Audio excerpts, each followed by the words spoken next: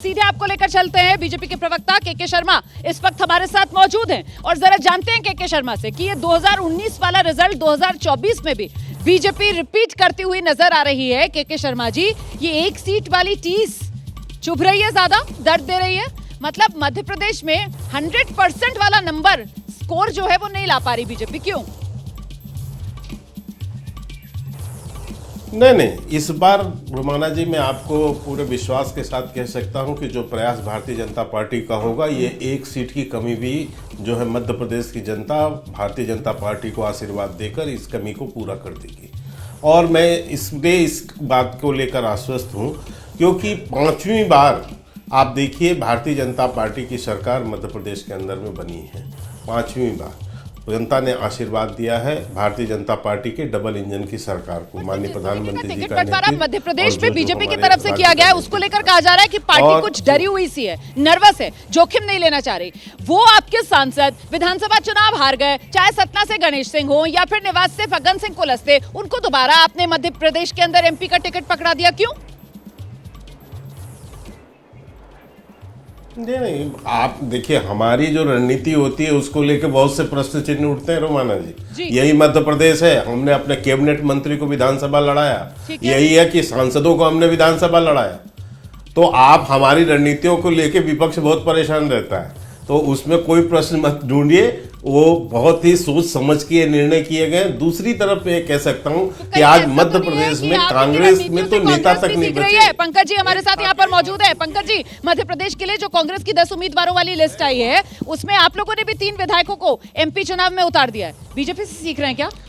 नहीं, बीजेपी से सीखने की बात नहीं है। हर पार्टी की अपनी रणनीति होती है। बीजेपी की रणनीति उन्हें मुबारक, हमारी रणनीति अपनी होगी। लेकिन एक बात बहुत साफ है, अभी आपने जो दिखाया और जिस तरह वहाँ के नौजवानों ने मध्य प्रदेश के बेरोजगारी के सवाल को बड़ा केंद्रीय प्रश्न बनाकर पेश किया है, मुझे लगता है कि ये जो पूरा 1 और 28 का आपका गणित है, ये बिल्कुल ज़मीन पर नहीं चलने वाला। 2024 का जो चुनाव है वो एकदम अलग प्लान पे होने जा रहा है। आप देखिए कि मुझे नहीं पता कि आप के जो लोग सर्वे कर रहे थे उन्होंने क्या सवाल पूछा, लेकिन मैं इतना ज़रूर समझता हूं कि अगर नौजवानों से कहा जाएगा कि सरकार बनते ही आपको 1 लाख की नौकरी पक्की दी जाएगी जिसमें आप साल भर तक अप्रेंटिस करेंगे, तो वो कांग्रेस को वोट नहीं देगा। अगर वो किसानों से कहा जाएगा कि हम आपको एमएसपी पे गारंटी देते हैं कि आपकी फसलें खरीदेंगे, तो क्या वो कांग्रेस को वोट नहीं देगा? अगर महिलाओं को कहा जाएगा कि 1 लाख, अरे बोल लेने दीजिए, वैसे भी कांग्रेस को कहाँ मौका मिलता अपनी बात कहने का? महिलाओं वाली योजना ले लीजिए ना, 1500 रुपए देने वाले फॉर्म भरवा रहे थे आप लोग, तो महिलाओं ने दिया क्या वोट? जिस लाडली बहना योजना पे लोग जीत के आए थे उसमें खाते में पैसा नहीं जा रहा, आपको भी पता होगा। जरा कांग्रेस के साथ इतनी नाइंसाफी न करिए कि उसके जो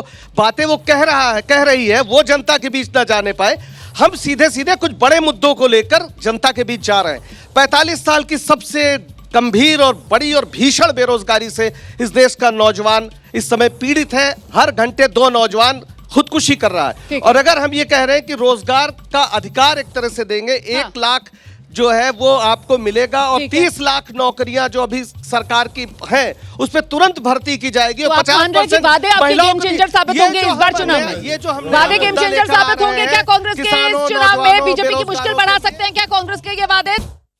सबसे बड़ा ओपिनियन पोल एबीपी न्यूज पर फाइनल पार्ट आज आप देख रहे हैं, जहां 543 लोकसभा सीटों की तस्वीर क्लियर होने जा रही है। मध्य प्रदेश की 29 लोकसभा सीटों का ओपिनियन पोल का आंकड़ा मैं आपके सामने रख चुकी हूं, जिसमें से 28 बीजेपी जीत रही है, 1 कांग्रेस के खाते में जा रही है। मतलब कमोबेश तस्वीर वही 2019 वाली। लेकिन कांग्रेस यहां पर भरोसा जता रही है कि इस बार उसके वादे जो हैं वो गेम चेंजर साबित हो जाएंगे। राहुल जी, आपका आंकलन?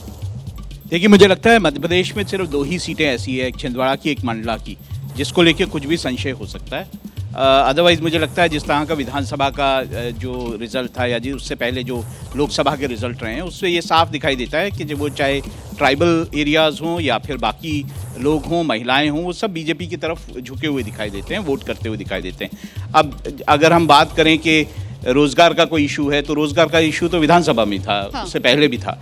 तो मुझे लगता है कि बीजेपी इस वक्त एडवांटेज में, और मध्य प्रदेश में ख़ास तौर से जो उनका पिछला जो उनका रिजल्ट था उसी के आसपास कहीं ना कहीं जो है उनके बिल्कुल वोट आंकड़े रहेंगे। परसेंटेज भी देखिए ना, विधानसभा में भी कितना बहुत ज्यादा ज्यादा difference बिल्कुल है। बिल्कुल। ऐसे में अभय सर, जो महंगाई की बात कांग्रेस पार्टी करती है, उसी महंगाई की काट में यहाँ पर मध्य प्रदेश में विधानसभा चुनाव होने के बाद एलपीजी से लेकर वो पेट्रोल डीजल तक की कीमतों में कटौती कर दी गई। ये मुद्दे कांग्रेस के तब नहीं चल पाए, अब कहां से चल जाएंगे? देखिए, मैं इस आकलन से सहमत हूं कि मध्य प्रदेश में भारतीय जनता पार्टी बहुत ही सशक्त है। अभी बहुत ही मशहूर उसकी जीत हुई है विधानसभा चुनावों में, तो सारा रुझान भारतीय जनता पार्टी की तरफ आएगा। लेकिन कांग्रेस की हालत मध्य प्रदेश में उत्तर प्रदेश जैसी नहीं है।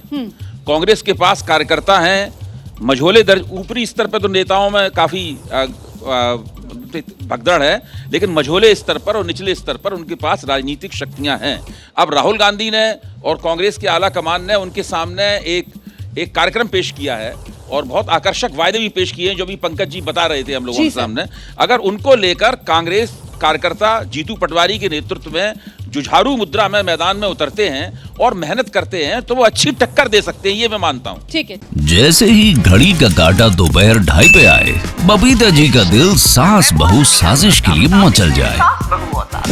और ये है इनकी बहू, पूरे दिन ऑफिस की टेंशन हो जाए गॉन जब ये करें अपना फेवरेट शो फ्री टाइम पे ऑन। इनकी तरह आप भी देखिए अपना फेवरेट शो अपने टाइम पर और डाउनलोड कीजिए एबीपी लाइव ऐप अपने स्मार्ट टीवी पर।